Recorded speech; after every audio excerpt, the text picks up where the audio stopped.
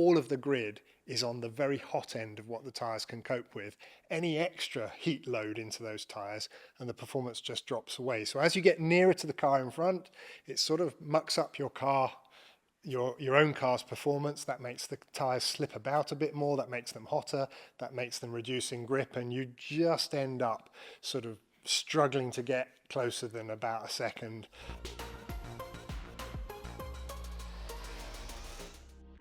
Hello and welcome to this week's Akkodis Race Debrief. My name's Jodi, and joining us today we have James Allison, here to answer your questions from the United States Grand Prix. James, a bit of a mixed bag from the weekend, slightly different to Singapore. What's been the main key takeaway that we've come out with from Austin? Well, I think that race and several others before it, the margins are tight in the field at the moment.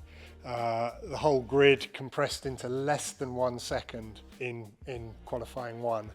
And so with the margins being tight like that, you can, if you find yourself on the right end of them, happy days. If you're on the wrong end of them, you can have a fairly average weekend, and that was what we just had. We saw Kimi get wrapped up in that incident with Carlos Sainz. So are we aware now of what damage Kimi picked up on the car? Well, we do now, of course, because the race is over. We've had a good look at it.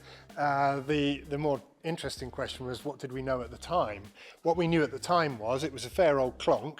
All of the sensors on board the car were telling us that the suspension had received quite a knock. One that we judged survivable, so car kept running. What was harder to judge was whether or not the rear wing specifically had sustained damage. And there the worry is that if it had taken a knock that was beyond what it could cope with, you wouldn't know about it until you got to the end of the next fast straight, at which point under high load the thing could all fall off. And so we had our hearts in our mouth for just a lap or two until it became clear that it was all fine. And afterwards, when we got to look at it more closely, yes, there was a little bit of contact, but nothing that actually handicapped his race. And then if we look back to the sprint race, we seem to be more competitive there than the actual race. So was there a reason, or did anything happen between those two sessions? Well, everyone changes their cars. We made some minor changes to our own car to try to make it more competitive in qualifying, having learnt a little bit more as you go through the weekend. But everyone's doing that. So I guess that you could get changes in competitiveness if other people had struck lucky in those adjustments. But we didn't really see vast changes in our own car as a result of what we did. Can't speak for what the others managed to achieve. And I think probably the more realistic thing for assessing the competitiveness is at that track, with the surface overheating that comes on the tyres at that track, you sort of go at the pace of the person in front of you. And in the sprint race, we had Verstappen in front of us. And you could see George was able to keep up with Verstappen there and have a decent run at things. But in the main race, we got away off the line okay, but didn't come out of the first corner well, and then we're stuck behind Piastri, who was having a tough weekend. And we're sort of stuck at Piastri's pace then. So the competitiveness is very much linked by who you're following rather than your car in free air. And that was another question that came in, actually, with Piastri not looking to have the same amount of pace that he would normally have. So why couldn't George get that move done on him, and why was he stuck behind him?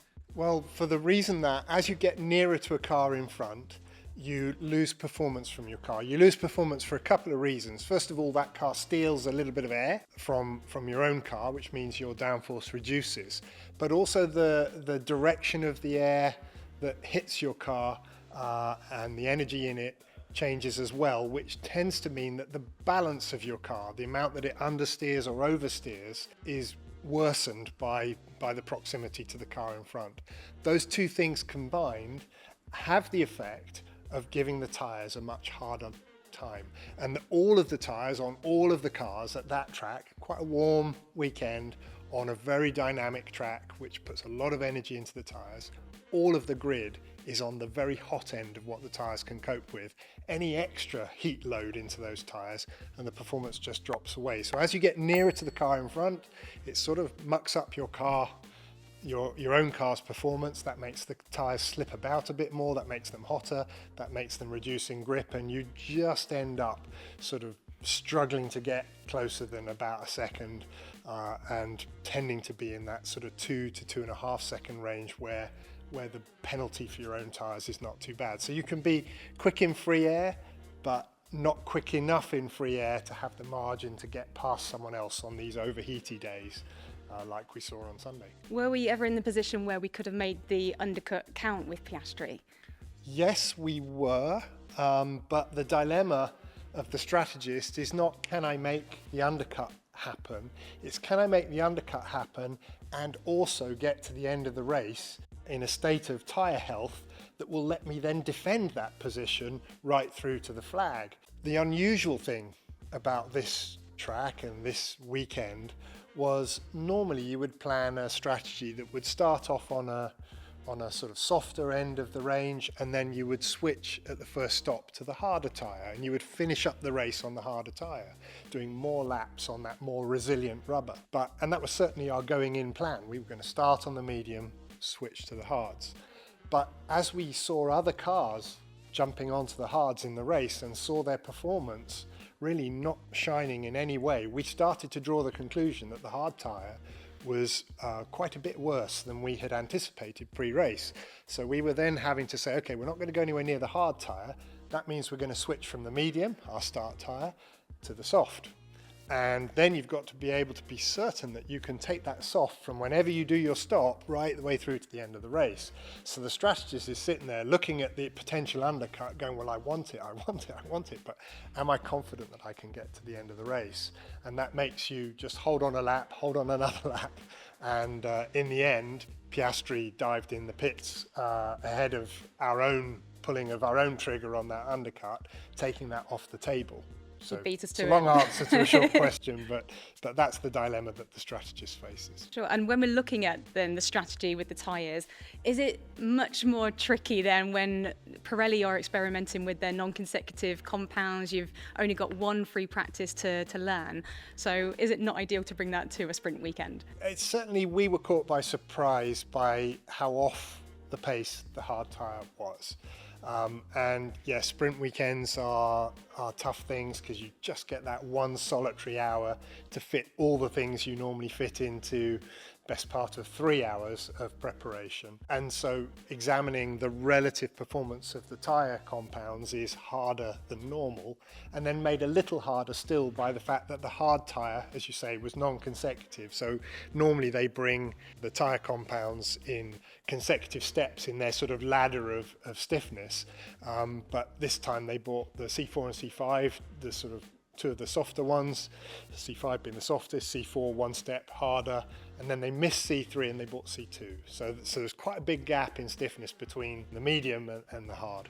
And it did catch us by surprise, and tougher because it's a sprint weekend. Yeah, so it's almost that guessing game of how they interact. Also then, if we look to head to Mexico, are we looking to use Fred Vesti in free practice one for his final session? All the teams use a non-race driver for 2 sessions across the season to give younger drivers a chance to sort of be blooded in F1. And Fred gets his second go of this in Mexico in George's seat, and we'll be using him as we would George. So it will be preparing as you would in free practice 1, trying to get through the program of establishing the balance of the car, the basic setup of the car, leaving the car in a state where the regular race driver can get in and hopefully pick up and carry the baton forward. But it has the additional advantage for us as well that Fred does an awful lot of simulator driving for us across the year. And so for him to actually feel the real one is really valuable, because then the correlation between the simulator and his own feedback in the track get brought together, and it just makes our simulator program that much more valuable when the people driving in it have tasted the real car, not just the race drivers but also the test drivers. Nice. And also looking then at Mexico, We're no stranger to thinking tyres overheating when we're in hot countries, added onto the fact that with Mexico you've got the high altitude as well. So how are we planning to be as effective with that as possible? I guess it's not so different to everywhere we go. That ensuring that the tyres are at their best is sort of job one for the race drivers and the race engineers, is to try and get the car nicely balanced, to figure out which corners the tyres are overheating and suffering, and then to try to manage the pace of the car in those corners so as not to push the tyre beyond the brink of what it can cope with. And Mexico is no different to any other track in that respect. It's just the downforce is lower because the air is thinner, which means it's easier to slip and slide around because the cars feel like they might, they feel more like they're a very, very low downforce track, even though you've got your biggest wings on. But the fundamental challenge is not so different. We'll just be trying to get the front to rear tyre temperature balance right, trying to figure out where the tyres get unhappy, and then back off in those areas as appropriate. And then if we look at the big picture, we know the Constructors' Championship has now been won by McLaren, but P2 is all out to play for still. So as it intensifies now, how are we planning to achieve that as we go through the rest of the season? All we can do is just focus on preparing as carefully as we can for the weekend, executing the weekend with zero mistakes, and hoping that we have enough basic performance that the fine margins that went against us in Austin, where we went from, where we're P4 on the grid with just a tiny blink of an eye of lap time between the front row and us, that we get those fine margins moving in our direction so that hopefully we start near the sharp end of the grid, we race strongly, we don't get tangled up in first lap incidents, and we get to the flag with both our drivers having scored good points. And we just keep trying to do that weekend after weekend, knowing that all our competitors are done with developing their cars. We're pretty much done with developing our car, so it's just the stuff we bring and just trying to execute it as well as we possibly can.